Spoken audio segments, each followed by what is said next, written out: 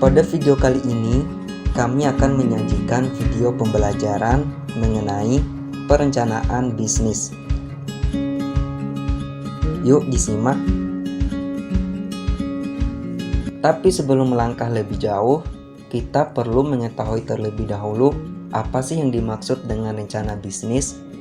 Rencana bisnis atau yang sering kita sebut dengan business plan adalah suatu dokumen tertulis yang mengemukakan tentang ide pokok yang mendasari pertimbangan-pertimbangan memulai atau mendirikan suatu bisnis dan hal-hal yang berkaitan dengan pendirian tersebut atau memulai bisnis dari awal.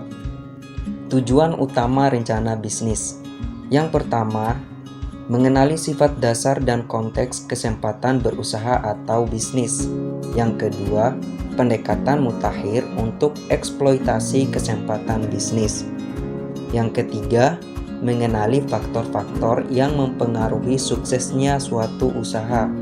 Dan yang keempat, penyediaan seperti perkakas atau alat untuk memperbesar usaha. Faktor-faktor rencana bisnis. Yang pertama, tujuan atau posisi bisnis yang diinginkan pada masa mendatang. Yang kedua, adanya keyakinan bahwa tujuan yang diputuskan selayaknya dapat dicapai dengan mempertimbangkan faktor-faktor lingkungan, baik lingkungan internal maupun eksternal yang mungkin terjadi. Yang ketiga, adanya keyakinan bahwa wirausaha dapat mengarahkan, mengorganisasikan, atau melaksanakan tindakan-tindakan pada masa mendatang yang diputuskan untuk mencapai tujuan dan sekaligus menghindarkan atau mengatasi kondisi yang merintangi kemajuan bisnis. Dan yang keempat, suatu pengertian atau pengakuan bahwa perubahan yang tidak ada hentinya dan perkembangan kondisi yang tidak diharapkan akan mengharuskan adanya penilaian secara berkesinambungan terhadap tujuan, kendala, dan rencana tindakan. Mengapa rencana bisnis itu diperlukan? Menurut Irawan 2008, rencana bisnis diperlukan karena beberapa alasan. Di antaranya, yang pertama, menyediakan peta jalan atau roadmap atau tindakan yang perlu dilakukan untuk menjalankan bisnis. Yang kedua, membantu dan menghitung anggaran pendanaan atau financing. Sekarang di mana, mau kemana, dan bagaimana cara mencapainya. Yang ketiga, menginformasikan beberapa banyak dana yang diperlukan, kapan diperlukan, dan bagaimana mendapatkannya, dari mana sumber pendanaan diperoleh. Yang keempat, membantu kita berpikir jernih mengenai jenis bisnis yang akan dimulai dan memungkinkan kita mempertimbangkan semua aspek dari bisnis tersebut. Yang kelima, memunculkan pertanyaan-pertanyaan yang harus dijawab untuk kesuksesan bisnis yang direncanakan. Yang keenam, membangun sistem check and balance agar bisnis yang direncanakan terhindar dari kesalahan. Yang ketujuh, menjadi tolak ukur atau benchmarks untuk mengendalikan bisnis. Yang kedelapan, membuat kita berpikir melalui seluruh proses bisnis sehingga kita tidak memulai atau menjalankan suatu bisnis secara sembarangan atau kekurangan informasi yang vital. Yang kesembilan, memberi jawaban go or no go atas suatu bisnis yang akan dimulai. Yang ke-10, memotivasi kerja kita. Yang ke-11, mengukur kinerja kita dapat mengevaluasi kegiatan yang kita lakukan.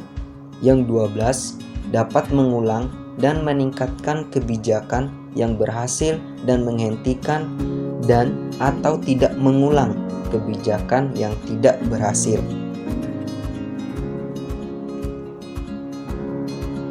Kerangka rencana bisnis. Yang pertama, cover atau sampul depan. Cover atau sampul depan ini meliputi beberapa poin.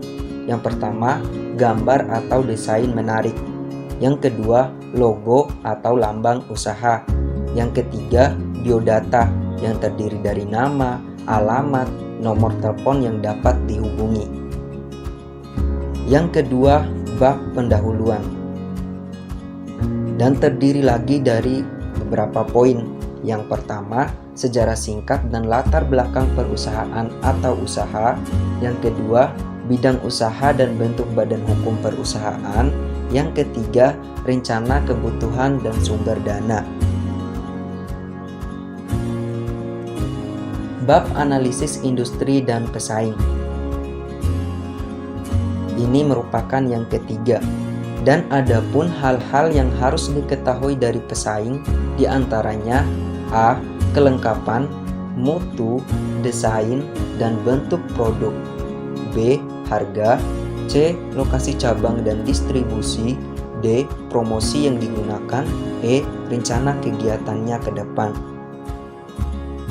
Dan analisis pesaing meliputi yang pertama, mengidentifikasi pesaing.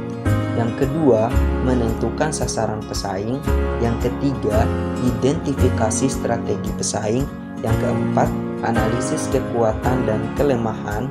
Yang kelima, menentukan sasaran pesaing. Yang keenam, identifikasi reaksi pesaing.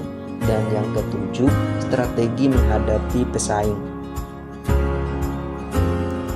Yang keempat, bab rencana pemasaran yang terdiri dari beberapa poin. Yang pertama, gambaran umum pasar permintaan. Yang kedua, penawaran. Yang ketiga, rencana penjualan dan pangsa pasar. Yang keempat, strategi pemasaran perusahaan dan strategi pesaing. Yang kelima, bab rencana organisasi dan manajemen yang terdiri dari 1. Rencana organisasi. Dan rencana organisasi ini terdiri lagi dari beberapa poin. Yang A. Nama perusahaan atau usaha. B. Nama pemilik atau pemimpin. C. Alamat kantor dan tempat usaha. D. Bentuk badan hukum kalau berbentuk badan hukum. E. Struktur organisasi selengkap mungkin. F. Jabatan, jumlah staf, uraian tugas, dan penggajian. Yang kedua, perizinan. Yang ketiga, kegiatan praoperasional dan jadwal pelaksanaan. Yang keempat, inventaris kantor dan suplai kantor.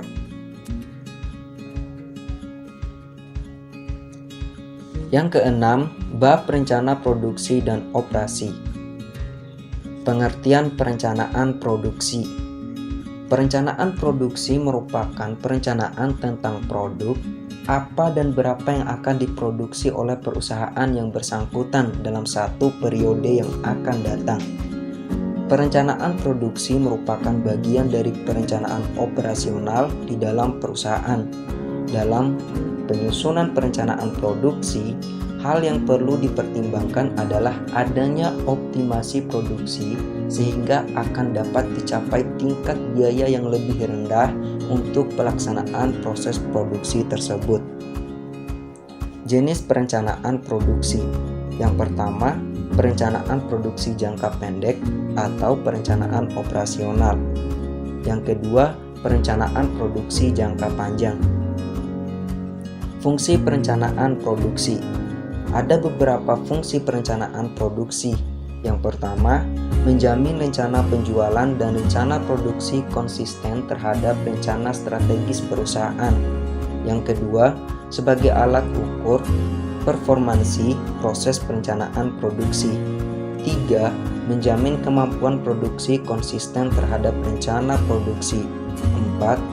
Memonitor hasil produksi aktual terhadap rencana produksi dan membuat penyesuaian. 5. Mengatur persediaan produk jadi untuk mencapai tujuan atau target produksi dan rencana strategis. 6. Mengarahkan penyusunan dan pelaksanaan jadwal induk produksi. Tujuan perencanaan produksi. Yang pertama, meramalkan permintaan produk yang dinyatakan dalam jumlah produk sebagai fungsi dari waktu. B. Menetapkan jumlah saat pemesanan bahan baku serta komponen secara ekonomis dan terpadu. Yang ke-C. Menetapkan keseimbangan antara tingkat kebutuhan produksi, teknik pemenuhan pesanan, serta memonitor tingkat persediaan produk jadi setiap saat. Membandingkannya dengan rencana persediaan dan melakukan revisi atas rencana produksi pada saat yang ditentukan. Yang D atau yang terakhir, membuat jadwal produksi, penugasan, pembebanan mesin dan tenaga kerja yang terperinci sesuai dengan ketersediaan kapasitas dan fluktuasi permintaan pada suatu periode.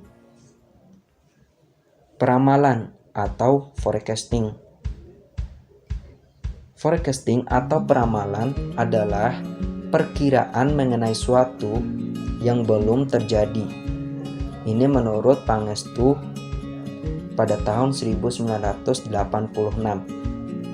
Peramalan adalah memperkirakan suatu pada waktu-waktu yang akan datang berdasarkan data masa lampau yang dianalisa secara ilmiah, khususnya menggunakan metode statistika. Yang ketujuh adalah bab rencana keuangan. Pengertian financial plan atau perencanaan keuangan.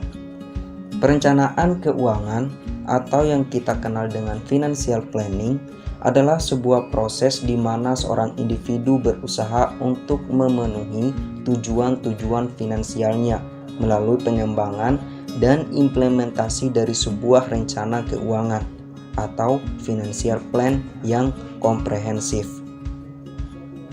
Bentuk financial plan terdiri dari dua bentuk, yang pertama neraca dan yang kedua laporan laba rugi. Syarat-syarat perencanaan yang baik. Ada beberapa syarat-syarat perencanaan yang baik. Yang pertama, berdasarkan pada alternatif. Yang kedua, harus realistis. Yang ketiga, harus ekonomis. Yang keempat, harus luwes dan fleksibel. Yang kelima, didasari partisipasi. Proses perencanaan secara umum. Yang pertama, lingkungan eksternal dan internal harus diidentifikasi dengan baik.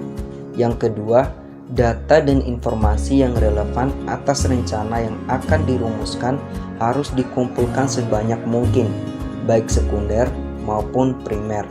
Yang ketiga, berbagai asumsi yang mendukung juga harus dirumuskan juga dengan baik. Yang keempat, alternatif berbagai keputusan manajemen harus dimunculkan. Yang kelima, analisis berbagai alternatif tersebut harus didukung oleh intuisi, imajinasi, dan kreativitas. Itulah beberapa materi tentang perencanaan bisnis yang bisa kami sajikan pada video ini. Semoga bermanfaat buat kita semua dan mohon maaf jika terdapat kesalahan dan kekurangan.